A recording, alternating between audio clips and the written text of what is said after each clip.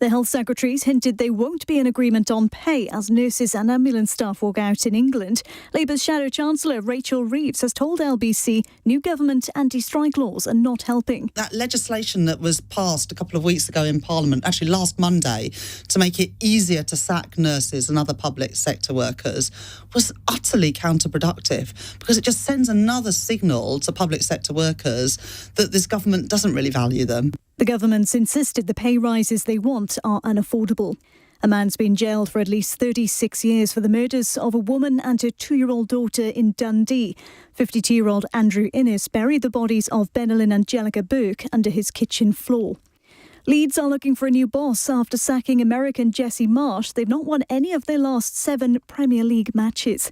In the city, the FTSE 100 has closed down 65 points at 78.36. The pound buys $1.20 and €1.11. LBC weather, plenty of winter sunshine in the south tomorrow, some light rain for Scotland with a high of 9 Celsius. From Global's newsroom for LBC, I'm Charlotte Morgan. This is LBC from Global, leading Britain's conversation. Cross Question with Iain Dale. Hello, a very good evening. It's 8 on LBC. I'm Iain Dale. Welcome to Monday's Cross Question. On the panel tonight, to my left, Caroline Lucas, Green Party MP for Brighton Pavilion and, of course, former leader of the Green Party of England and Wales. Alexander Stafford is next to her, Conservative MP for Rother Valley. Julia Langdon is beside me on my right, political journalist and broadcaster. And Mo Hussein is a political commentator and former communications advisor to David Cameron when he was Prime Minister all those years ago. It seems like decades, doesn't it? But it isn't.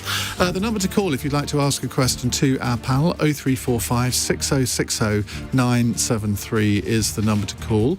We're going to be talking about Liz Truss and her return to politics in the next hour, but I'd kind of like a question on that because I feel our panel might have something to say on what she's been saying over the last 24 hours. She's given a broadcast interview tonight, so we might talk about that a little bit as well.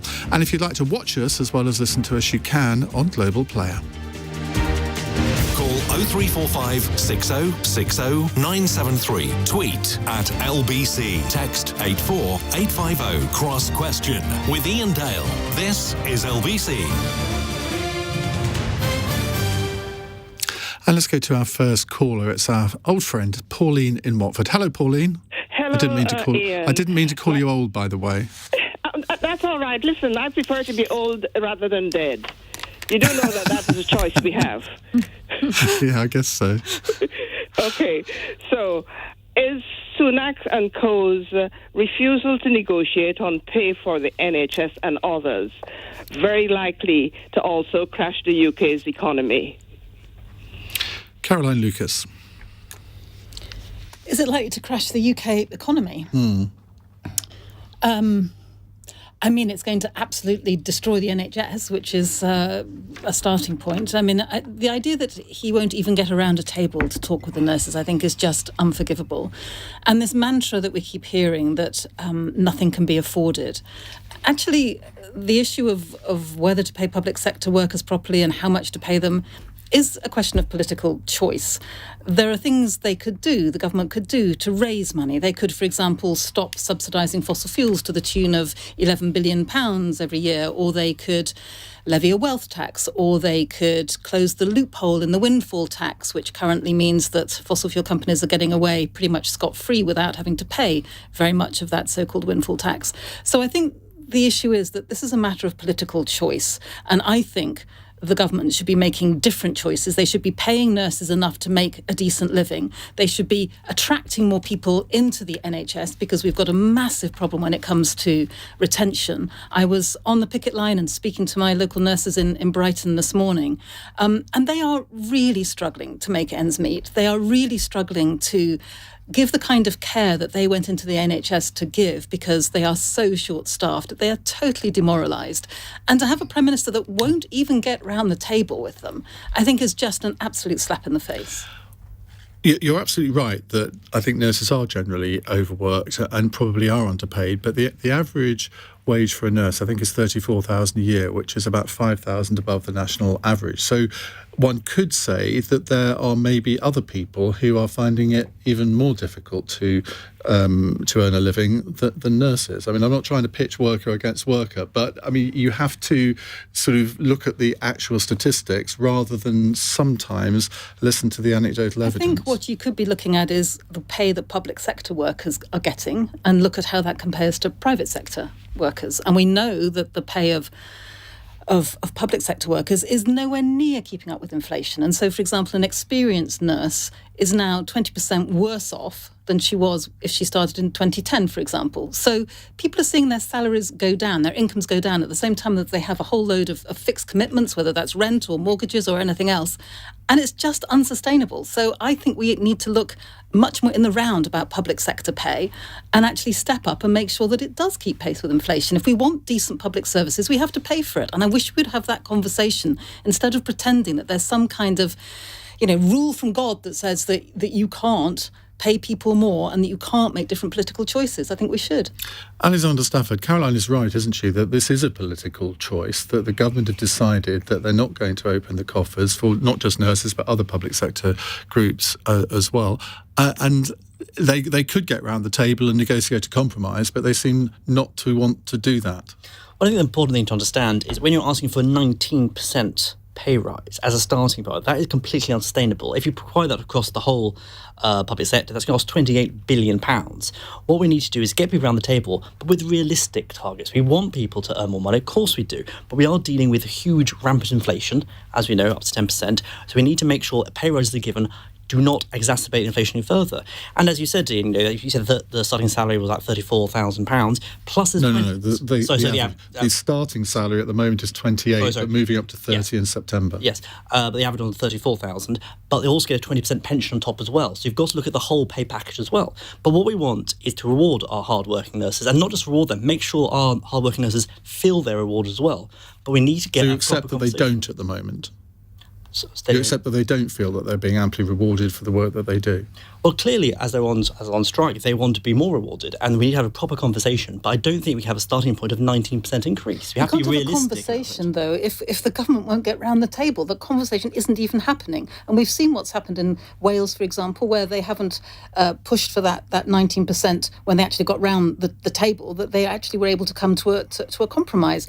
But you can't have a dialogue with one person. The government needs to get round that table.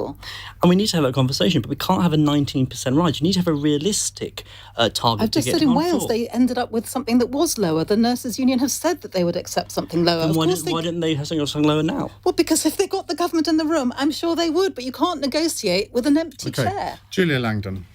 Well, Alexander said just now, get people round the table. Why are they not round the table? I suspect that the government have been caught out because they thought they were going to win public sympathy on this because people could see what was going wrong in the National Health Service. And they haven't. They've also been caught out by what has happened in the economy and the fact that they are negotiating on. They're talking about the difference between this year and last year, and the nurses are talking.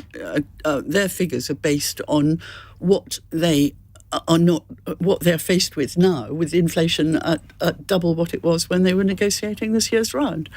It's palpably unfair, and I just don't understand why the government which is in so much trouble in so many different areas, is running the gauntlet of public opinion in such a way over such an emotive subject. There are huge structural problems with the National Health Service which have to be addressed. They should look at those.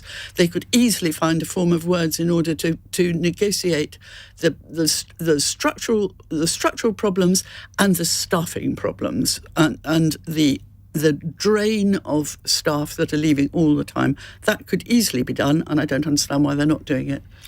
Mo, you were advising the government when Jeremy Hunt was Health Secretary, I think, when there was the junior doctors dispute. Yeah. And I imagine there will have been people around those tables saying, you're never going to win a battle with the junior doctors, or you're never going to win a battle with the nurses. And I mean, it's just a fact of life, isn't it? Public sympathy will always be with the nurses. Yeah, those conversations certainly were happening at that point, and I'm pretty sure they are happening now. That you're not going to win in the court of public opinion on this, but the government does need to think more in the round rather than pitting worker against worker. If you choose one kind of worker, are you then setting a precedent for others? Are you saying their work is much more important than other public sector workers? You have a responsibility for taxpayers' money as well. But I do think we all want to avoid seeing more days of tens of thousands of appointments being missed, operations being cancelled. So there is a responsibility for engagement, which does involve getting around the table and having a realistic approach. We've seen it happen in other parts of the UK. I'm pretty sure it can happen here, but it takes willing on both sides. Exactly. But what is preventing this from happening? Because, I mean, Steve Barclay, the Health Secretary, has held talks with the unions, but apparently he won't talk about this year's pay round. He wants to talk about next year's, which you think, well, you've got to fix this year's first.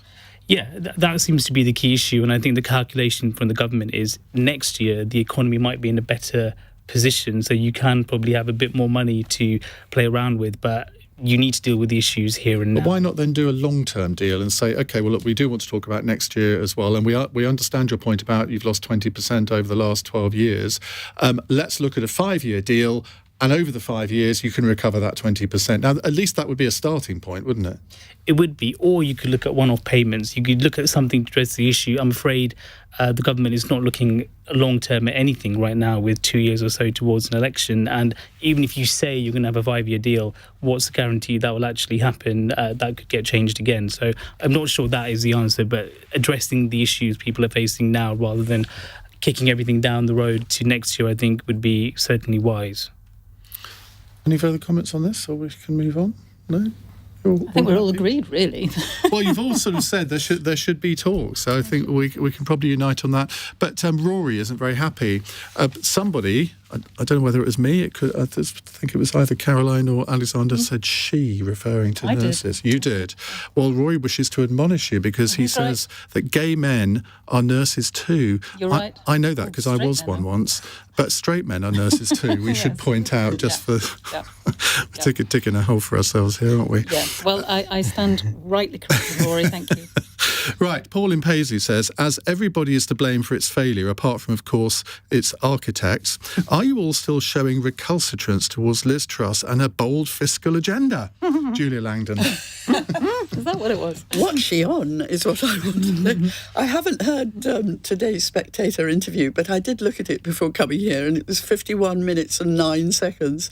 And I thought, is life long enough to listen to 51 minutes of Liz Truss? No. I cannot think what her game is if she remains a Conservative who believes that the Conservatives might have any palpable chance of winning the next general election, because all she's done is pitch in and give the Prime Minister yet another headache. He's got a series of them.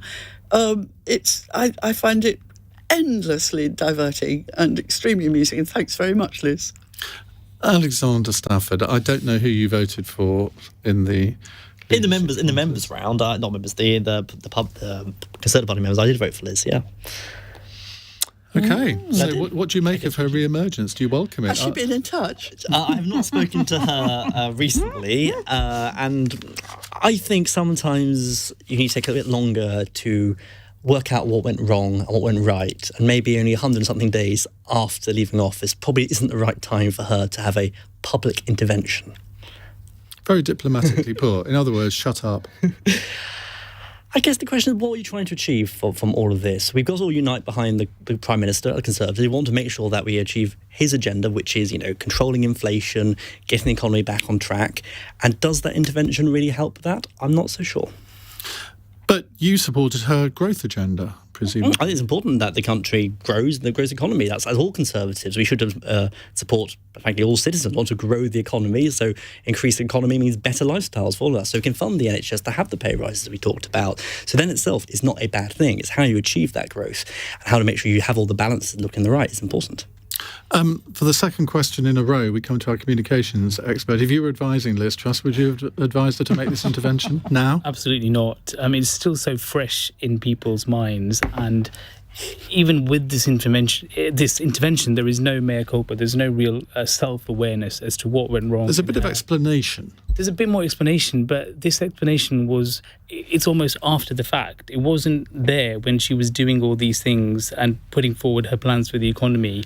And now it feels a bit too late. And I think it's not designed to be helpful at all. Let's be clear about that. This is designed to speak to a section of the Conservative Party members and MPs to remind them that there is an alternative. And, there is a view among some people on the Conservative benches that this government is not Conservative anymore. It's doing things that are too mainstream, too Labour-light. And how do we get back to the Conservative agenda, however you want to define it? And it's clear how Liz Truss defines it in terms of high growth, low tax. I don't think anybody is going to argue for low growth. People want high growth, but her execution and the way she did it is what is in question here and what is wrong. And it feels to me, if you look at the polling and you look at what could potentially happen next election, this is a battle for the soul of the Conservative Party going forward. What kind of party is it going to be, and what is it going to call for, perhaps from the opposition benches? And this is what I think is going on. I read this article yesterday, Caroline Lucas, and stupidly tweeted about it.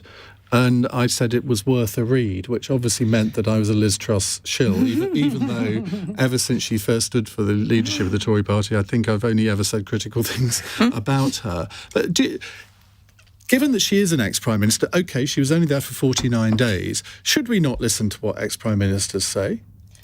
I think when you're an ex-Prime Minister who crashed the economy quite so dramatically, who, Julia said it's amusing, and on one level it is, but actually people whose mortgages have spiralled, who haven't been able to get mortgages, who are on the brink of getting them, whose pension funds have tumbled, I don't think those people are seeing the funny side of this at all. And it really does feel as if sorry is the hardest word, doesn't it? That's the word that seems to be missing in everything that I've read. She's blaming everybody except herself. I liked the bit where she railed against the left-wing economic establishment, including people like the Office... Well, yeah, absolutely. But so perhaps more unpredictably was the Office for Budget Responsibility set up by the Conservatives, whose independent forecast she decided not to have. I thought the Tory peer, Lord Barwell, put it really nicely. He said, "You were brought down because in a matter of weeks you lost the confidence of the financial markets, the electorate and your own MPs." That was one of Gavin Barwell's tweets earlier today, and I think he's spot on that. Well, that is factual, at least, I suppose. Alexander, you wanted to quickly come just some on the economic stuff which Caroline mentioned. If you look at the FTSE is booming at the moment, the pensions are recovering or have recovered as we've seen. And if you look at inflation and mortgage rates across Europe, they've all been hit. We're having inflation across. In fact, Britain is actually reducing its inflation, while other countries increasing their inflation. So I think I challenge some of Caroline's notions about what happened there. Well, it's reducing its inflation, I think, by 0.4% over the last 2 months. So it's not exactly a massive achievement. But lower than 17 other EU countries. OK. Right, we're going to move on in a moment. Some really good questions coming in. 0345 6060 973. It's 18 minutes past 8. This is LBC.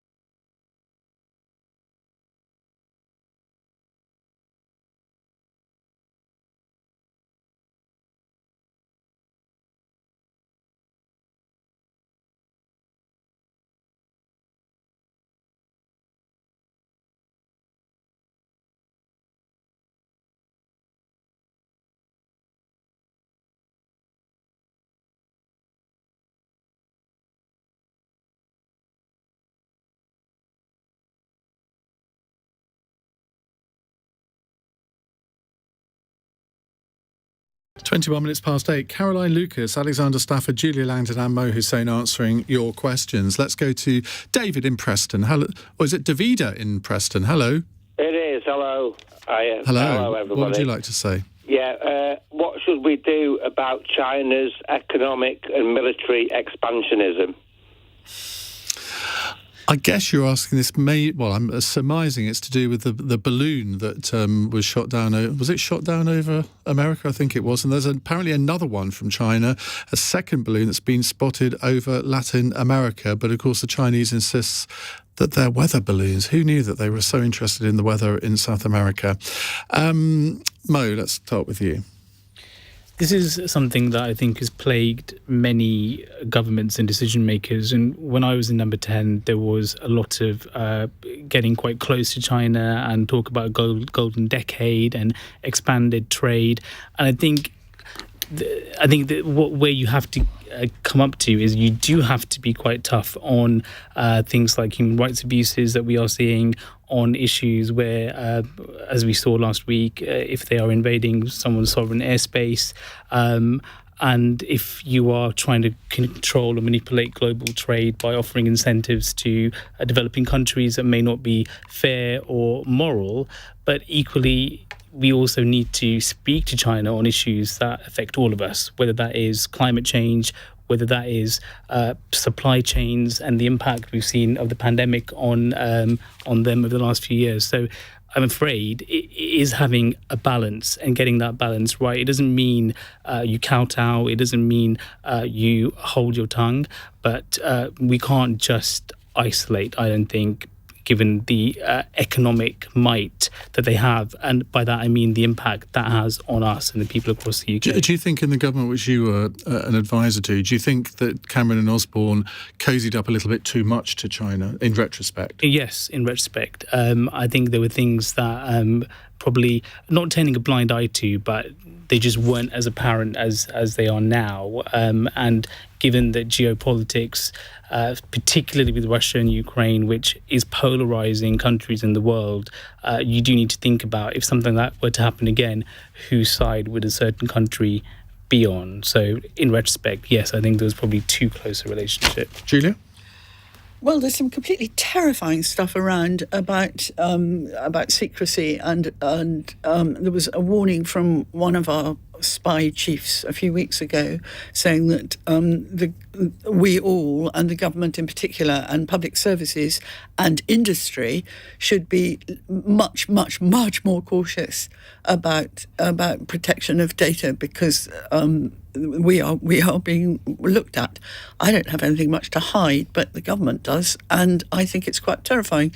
And it's the balloon incident is bizarre. I mean, that is really strange, but seems a two off, because there's one floating across South America, I believe, as well. And I imagine they don't have as much of interest for the Chinese, or maybe they're interested in drug what's going on in the drug wars. But that was really odd, and it was also provided a very interesting trial for Biden, because the right, of course, were very anxious that it be shot down immediately, and he apparently gave the agreement to shoot the balloon down last Wednesday, but had to wait until it floated across.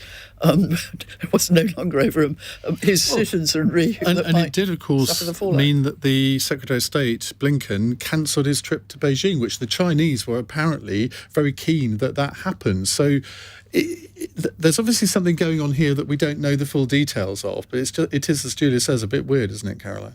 I think it is a bit weird. I think in terms of response, I pretty much agree with what Mo said, in the sense that I do think we need a more consistent attitude towards China. I'm deeply concerned about what's happening in Xinjiang with the human rights abuses of the Uyghur people there, and I think, our government hasn't been prepared to say that's genocide, hasn't been prepared to call it out as much as it should. It has called it out, but not as much as I think it should. So on the one hand, I would like us to be much firmer when it comes to human rights, but at the same time, you don't want to isolate countries, because then you have absolutely no influence with them at all. So it is a really difficult one, for sure. Alexander? Well, without a doubt, China is the greatest threat to the world. It's the most dangerous country, it's one of the most powerful countries. We know clearly the human rights abuses from the Uyghurs, but also what's going on in Hong Kong, what's going on in Tibet. These are, frankly, it's a nasty country doing nasty things to its own people. They are a threat to our national security. We know they are constantly spying on us. I think it was an interesting point about the weather balloon, the so-called weather balloon. I think when the U-2 was shot down, that was claimed to be a weather plane as well, initially, in the reports. Clearly, this is what's going on. I think Biden should have shot it down earlier on. It says a lot about America's power, or almost reticent to take out this balloon, which could have been spying and all knows what. But fundamentally, the China policy across the West has been a complete failure for the last decade. We very much believe clearly that capitalism and democracy went hand in hand, and as we always believe that as China got richer, they become more and more democratic. We've seen in the last decade quite the opposite. The Chinese standard of living has massively increased, got massively richer, but there's no sign of democracy, quite the opposite. And we need to have a far tougher line against China. We need to stand with our allies, especially like in Taiwan, to protect them, because China will keep going. And one point is very important, is we are going to a net zero future, which is incredibly important. And we need that for our energy and our power and all that. But China controls that. China controls the critical mineral, controls the heavy metals, it controls things that make our net zero future possible. And there is that concern with their investment and their control over parts of Africa and other countries and Latin America. They'll control those minerals, and they could literally switch the lights off in a few years if we don't take control of that ourselves. Does that concern you? Because, I mean, that is true. They do have control over a lot of these things that are absolutely vital to the green agenda. They do, and I think that's probably another reason not to go down a road of total isolation. I think we do need to be talking with them at the same time as but does that not make you think that the government is right, therefore, not to alienate them by describing what's happening in Xinjiang as genocide? Which, I mean, I agree with you, it is, but this is realpolitik at work here, isn't it? Well, I don't know. I think if you're talking about a genocide, there have to be some red lines, irrespective of realpolitik, and to me, that's a pretty big red line. Overview? Well, there's also the Hong Kong issue. I mean, the government haven't been fierce enough with the Chinese about. But what could they do? There's no point in being fierce if there's not going to be any end result, is there? No. Diplomacy. Lynn Truss, I believe, is going to weigh in on this subject shortly in the course Lynn of the week. Truss? Lynn Truss. No, not Lynn Truss. Liz Truss. Well, the great grammarian. You never know. Right, we'll take more of your calls in a moment. 0345 6060 973. Don't forget, if you miss an episode of Cross Question, you can always catch up on the Cross Question podcast. It's released about between 10 and 11 p.m. Mondays, Tuesdays and Wednesdays. 0345 6060 973. That's the number to call if you'd like to put a question to our panel on LBC. That's the first time I think we've done 4 questions in the first half an hour, so well done to our panel. It's 8:30 on LBC News Headlines with Charlotte Morgan. Search and rescue teams from across the world are frantically looking for survivors in Turkey and Syria after a 7.8 magnitude earthquake. Around 3,000 people are thought to have died, with many more injured after it hit in the early hours of this morning. A man who murdered a woman and her 2-year-old daughter before burying them under his kitchen floor has been jailed for at least 36 years. Andrew Innes killed Benelin and Jellica Burke in Dundee in 2021. The Royal College of Nursing says strikes over pay will continue for as long as it takes.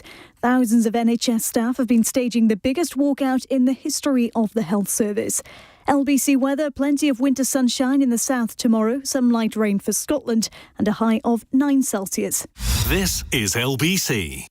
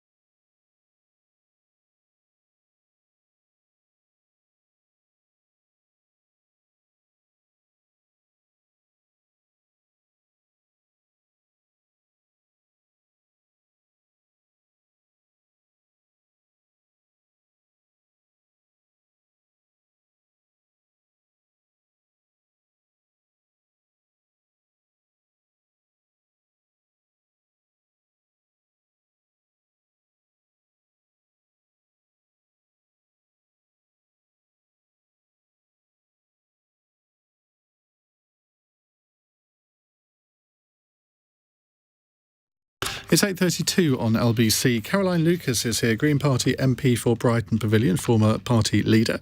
Alexander Stafford is Conservative MP for Rother Valley, yet to be party leader, but I mean, who knows? One day. Julia Langdon, political journalist and broadcaster, and Hussein, political commentator, former communications advisor to David Cameron when he was Prime Minister. Right, let's go to another text question. Rachel Reeves, this is from Sharon in Dagenham. Rachel Reeves seemed a bit flaky in the last hour on whether Sadiq Khan's ULEZ expansion should be scrapped or delayed. Are green policies like this worth it if they push people further into poverty? Now, this is Sadiq Khan is coming under pressure, not least from Martin Lewis, to delay the ULEZ expansion by a year because it obviously will hit a lot of people in the cost of living crisis. Caroline, I've got to come to you first on this. I think that there needs to be good support for people to enable them to choose less polluting options. But essentially, when we know that air pollution is leading to the premature deaths of thousands of people every year, then it seems to me that we need to act on that. And that includes expanding the ULEZ in the way that he is proposing. But I take the point that some people are dependent on dirty vehicles at the moment. That's the only vehicle they've got. And therefore, I think that the scrappage scheme should be, I don't know what scrappage scheme he's got, but if there is one, let's look at it and see how generous it is. Let's look at ways of having as much public transport as possible. Again, I appreciate for some people who depend on their vehicle for work, then public transport might not be an option. But it seems to me that one of our reporters tested that out last week and tried to, I think he was pretending to be a builder and took his ladder on the tube or something. Yeah, well, that might not be such a good idea. It didn't go very well. No, well, that's why I said that some people clearly will need their vehicles for work, such as people with long ladders. But there is something serious here, and what's serious is that there's a climate emergency, there is an air pollution epidemic, and we need to take action to address those. And if that means, getting some more money to people on lower incomes to enable them to have more choices so that they're not clobbered by a policy, then we should be doing that, not delaying the policy that we know is going to drive the climate emergency and that we know is going to drive air pollution. You accept that there are a lot of people who run small businesses, maybe they're one-person businesses, who are going to be very adversely affected by this. Would it not be in... I mean, you obviously can't speak for Sadiq Khan, but I would have thought that there ought to be some sort of solution where he could give exemptions for a little bit longer, maybe particularly given the current circumstances. To be honest, I've not looked in detail at his policy here, but there may be some slightly slower introduction for particular groups that are in the category that you describe. But I think a blanket delay to the whole scheme would just be irresponsible when we know that the damage that air pollution is doing. I'm just introducing a bill into Parliament just now called Ella's Law, and you'll know Rosamond Adu Kissi-Debrah, whose daughter, Ella Roberta, was the first person to have air pollution written on their death certificate as the cause of death. And she is, a mighty campaigner, as you would expect she would be, her mother. And through working with her, I know that air pollution is a killer. And through all the work that we've done on climate change, we know climate change is a killer too. And so those have to be guiding principles. And then we work out how we support people, how we protect those people who are going to find this most difficult, but don't actually resile from the main principles of this policy, which are absolutely vital. I'm going to be very careful how I put this. I hope I'm going to be careful anyway, because you're right, her mother is a doughty campaigner, but there will be people who are listening who are saying, well, that is one very tragic case. You can't therefore extrapolate from that there are hundreds or even thousands of other people who could be affected in exactly the same way, and yet our lives are being ruined by this policy.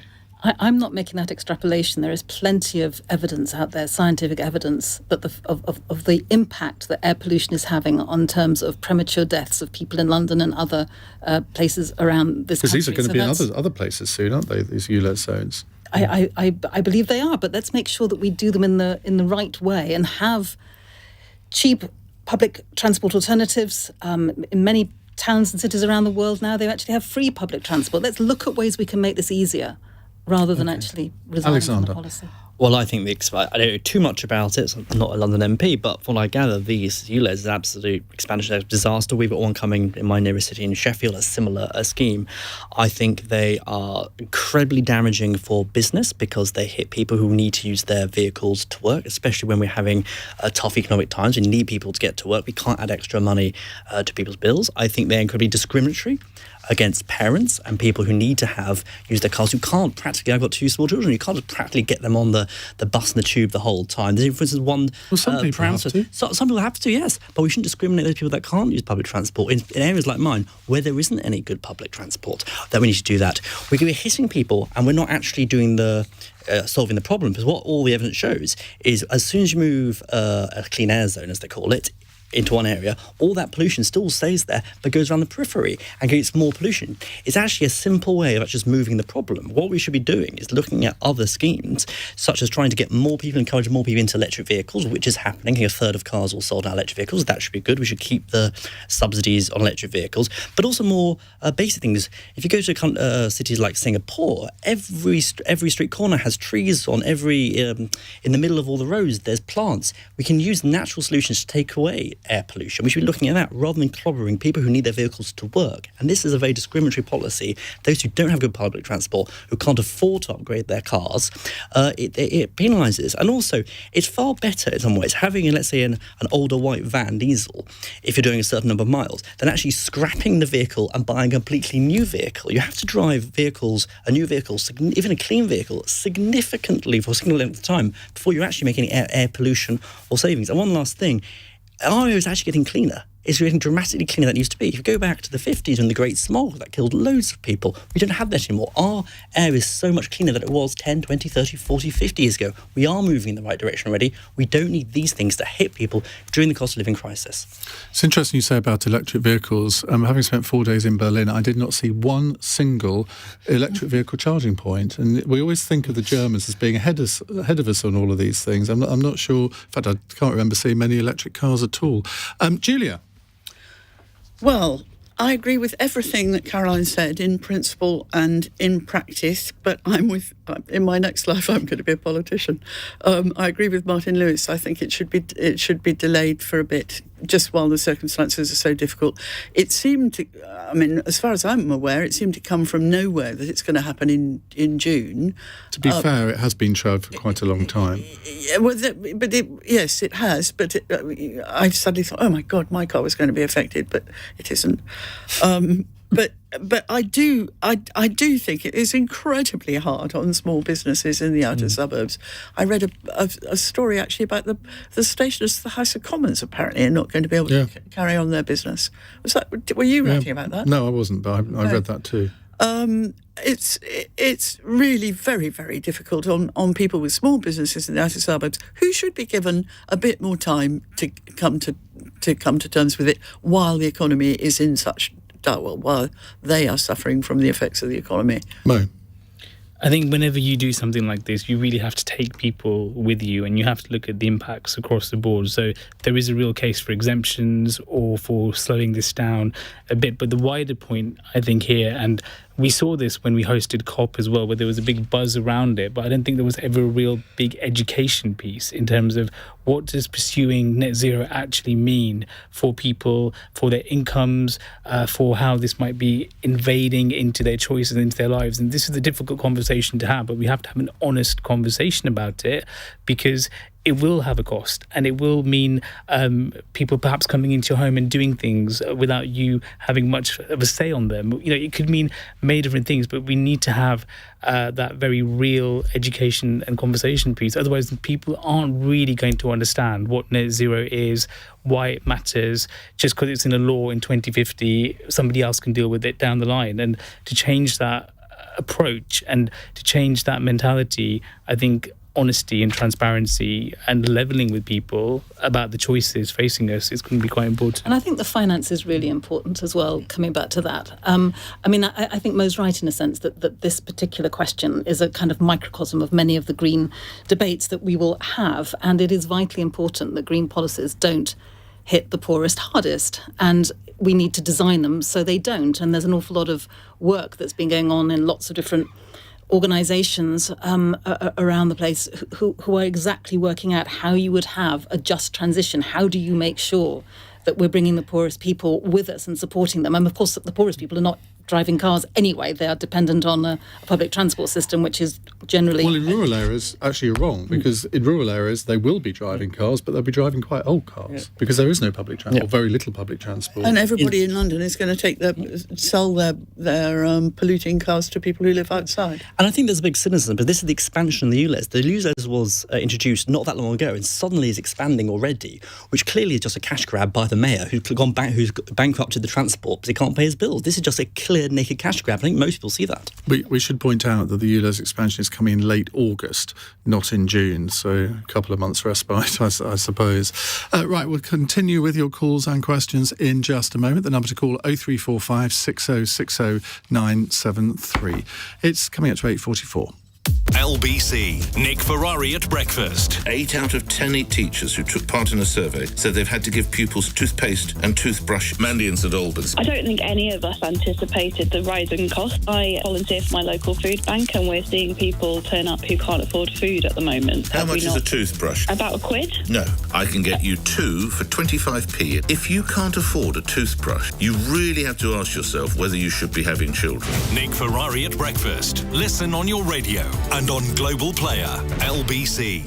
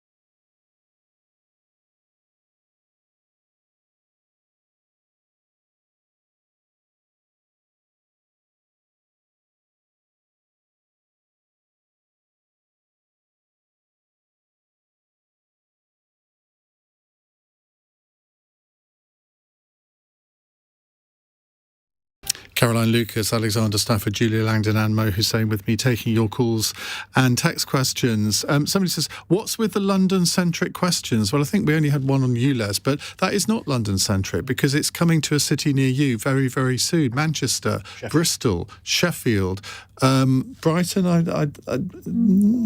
Not yet. Yeah. You've got a Queen Council in Brighton, haven't you? Yeah. Not practicing what you preach. It's not a majority Green Council. And Esther says, does this law apply to MPs in their chauffeur-driven cars to aid pollution? Well, let me let you into a secret. MPs don't get chauffeur-driven cars unless you want to tell me anything different. It's ministers who have, but even they use them a lot less, I think, than they used to. They don't have specific ministerial cars anymore unless you're right at the top of the tree. Right, let's go to a text question from Andy in Telford. What can Britain reasonably do to help the people in Syria affected by the earthquake, given how dangerous that country is already? Now, this is a 7.8 on the Richter scale earthquake that has killed at least 3,000 people in Turkey and Syria. But I think the Syrian question here is actually really interesting because obviously, given the current circumstances, we can't really send money into Syria. So how do we help a country like that in these dire circumstances? Mo, let's come to you first. Well, it was such a tragic piece of news that we received today, both across Turkey and Syria, all that loss of human life. And I think with Turkey, it's more straightforward. We have sent, I think, 76 specialists going in and equipment going in Syria. We don't have diplomatic relations with that country. We don't have a presence on the ground. And if you think about the civil war that country's already seen, something like this coming on top of that makes things even more difficult. I do think there are some charities operating in Syria that are UK-based. I think one is called the White Hats, possibly, and they are looking to ramp up their... White Helmets. They're looking to ramp up their work there. So if there was a way of perhaps supporting them in what they're doing, that I think, people wanted to help, then that's a way of doing that. But otherwise, there is no other formal, official way, unfortunately, of doing that. Julia? Well, we have a huge amount of specialist knowledge and expertise apparently in helping in disasters, and I imagine that the Foreign Office is already on the case because there are contingency funds for helping in international rescue. It's funny, I was listening to, I think it was Tom Swarbrick had someone from one of the charities who always talk on these issues, and she was complaining that the response from the West wasn't quick enough. And I'm thinking, well, hang on a minute, it only happened this morning. Yes. And I mean, it's presumably affecting quite remote regions anyway, so it's logistically difficult to get people there within a couple of hours, I would have thought. But anyway, Caroline. Yeah, I mean, I think working with organisations that are already on the ground is crucial. I think the idea of us, I mean, obviously we may need to take out things that are needed in terms of tents and other kit, but the idea that it's people from the UK sort of dashing out there to help themselves, I think is probably not the best way of doing it. What I would hope is that the government will give some significant resources to organisations on the ground who know what they're doing. I think it's really important that money isn't diverted from existing humanitarian work and overseas development aid and so forth, because that's always the temptation at this point, is to sort of take it out from another allocation where it's also desperately needed. I do think the situation in Syria, though, is, I mean, it's terrible in Turkey and Syria, but I was just thinking about, I think there are around 15 million people in Syria who are already dependent on humanitarian aid because of the conflict there, and so to be hit with this as well is almost unimaginable in terms of the impact that's going to have. Alexander? Well, obviously, absolutely devastating what's happened in Syria and Turkey, the earthquake, absolutely awful. I think the big concern, as I've already said, we can get aid and support to Turkey relatively easy. They're our allies, we can do that. But in Syria, it's also mainly the rebel-held areas that have been hit hardest by the earthquake. So I think we'd be very careful about what we do send into there, because some of the rebel-held groups are not very nice, frankly, and we want to make sure any aid or support we do send goes to actually the people affected and isn't diverted or taken off by some of these quite nasty Islamist groups. And that's a message on the ULEZ issue from Joe, who says, Caroline, I'm a little bit confused because as a Brighton resident, I can tell you that there is in fact a ULEZ zone already. It's on North Street. Yep, there is, but the thing is you can't drive your own private car. You haven't been able to drive your own private car down North Street I was thinking about this after I said it, for several years. So it's not a new thing that's got lots of controversy. There is, and there are beautiful buses now that go down North Street and up North Street that are properly very, very low emission. And that's great. But what I mean is what we're not seeing is some of the controversy that you're seeing in London, where suddenly cars are going to be faced with new rules. That's not happening. We're at this point. so Brighton-centric on this Well, programme. that's as it should be. Ulf is in Hamburg. Hello, Ulf. Good evening, panel. My question. If the EU return law bill goes through and about 4,000 laws are annihilated, you will lose a lot of employment law protections, and you will lose free trade with the EU because there will be no more level playing field. If you lose the European Human Rights Convention, you will lose unassailable human rights, and you will lose cooperation with the EU in the field of law enforcement and security. What next do you think you are going to lose? Alexander Stafford. Well, I think that's not true in the slightest, I must say. We had a Bill of Rights long before we started the ECHR. Obviously, go back to Magna Carta, we had our rights on there. So we don't need to have our rights given to us from Europe, whether it's from the EU or from a different European body. I think especially when it comes to the European Court of Human Rights and ECHR, we need to make sure that we do everything we can to control some of the big crises we're facing in the country, one of which is small boats. And if this helps us deal with the small boats crisis... How would it help deal with that? So it'll give us more power and freedom to deport the people who come here illegally and give us those powers and actually get things going. One of the big things that happened when the Rwanda policy failed last year, and I hope it gets going in the future, is that it was ECHR who stopped it. We need to make sure that we have control of who comes in here. And if people come here illegally, we should be able to support them. I think I'm right in saying that it was Britain that actually launched the ECHR and drafted most of it back in the 1950s. Yeah. And I mean, are we not in danger of making ourselves an international pariah by doing this? A lot of your colleagues certainly think so. No, not in the slightest. I think actually, yes, we drafted something 50 years ago and 70 years later it clearly doesn't work. Well then argue for its reform rather than its abolition. Like the EU, like we were in the EU, you tried to reform it for decades. We couldn't reform it, so you have to pull out. This is very different from the EU, though. It is very different from the EU, but it still shows we cannot control it. And therefore, we as the sovereign country should have control of our own borders and our own laws. There's nothing wrong with that. And actually, I think we can lead the way and create a better way of doing things. God. Caroline? Well, just what a load of rubbish, really. I mean, first of all, I think the Rwanda policy is a really horrible policy. I think it's cruel. I think it's counterproductive. Because you're not giving people alternatives. There are no safe and legal... What's wrong with Rwanda? Because, well, I'll tell you, the issue is that if you want to reunite with a family member in the UK, it doesn't help you to be sent to Rwanda. And if you don't have properly set out... But why from here illegally? If you don't have safe and legal routes to get here... This is not a question on Rwanda, by the way. Alex, then the only way you can get here is by arriving illegally. That is the tragedy of it. So on the issue that you're holding up to be some kind of wonderful thing for Britain, I think it's a very shameful thing for Britain. Going back to something that Wolf also said, as well as the issue around... Ulf, without a W. Ulf, I'm so sorry. Ulf. Sorry, Ulf. Something that I think he also said was about what we're losing in terms of thousands of laws that were made, including by British MEPs, of which I was one, environmental laws, health and safety laws, workers' rights laws.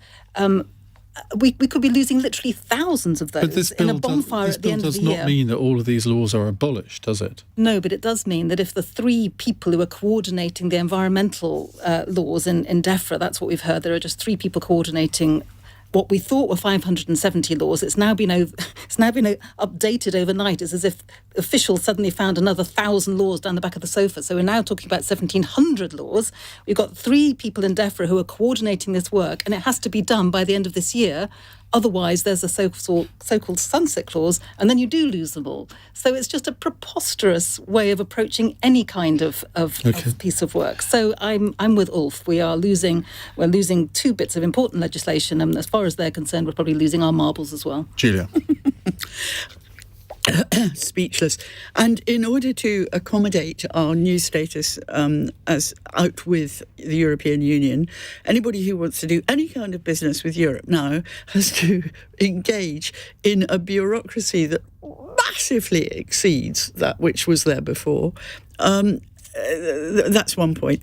The second, on the human rights issue, this country has a historic reputation for welcoming people to our shores who are in need of help and succour in difficult circumstances. I think we should try and stop them risking their lives by coming across the channel.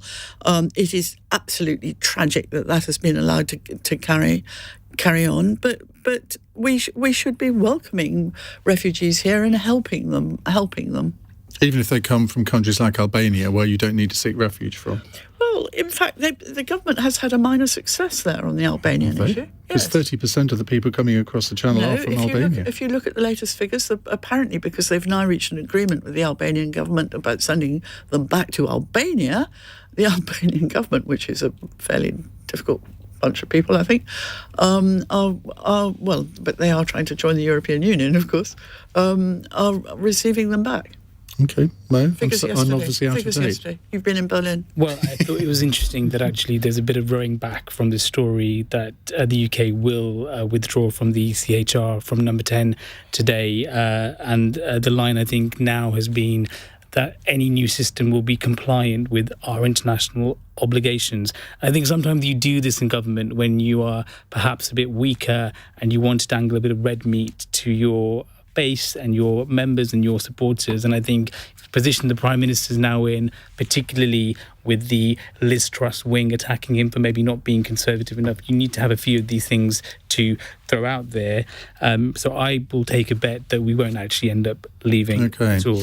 Right, our final fun question, sighs of relief all round, or possibly trepidation. Ellie in Walthamstow wants to know, Beyoncé is now the artist with the most Grammy Awards in history, a true pioneer. Who in your mind could possibly equate to her brilliance? Who would like to start? Silence from everybody. Are we just doing favourite bands? Is that what we're go on. Iron Maiden. Iron Maiden. Love them, great. West Ham supporters, so I like that one. Caroline? Regina Spektor. Who? Well, next time, Regina Spektor. I'm giving it for a year. You're not a musical person. My music is folk and rock and things, but... Shall we agree on Cliff Richard? No! Mo? Crosby. Well, I think actually somebody who probably will end up surpassing that is someone like Taylor Swift, who is already doing quite well and is so down with the beginning kids of her career. So, but I'm quite happy that Beyoncé is in this position. Okay, thank you very much indeed, Caroline, Alexander, Julia, and Mo. I do think we've covered more questions on this edition of Cross Question than any other in living memory, and the show's been going now 6 years. So well done, everybody. Now, coming up in the next hour, I want to talk about Liz Truss, believe it or not. Do you think a period of silence from the former Prime Minister might be in order after her newspaper article yesterday, her TV appearance today? Or do you think, no, she's an ex-Prime Minister, she was Foreign Secretary as well, she's got every right to express her views, even if she was a crashing disaster for the country? 0345. Was that impartial? 6060 973 is the number to call here on LBC.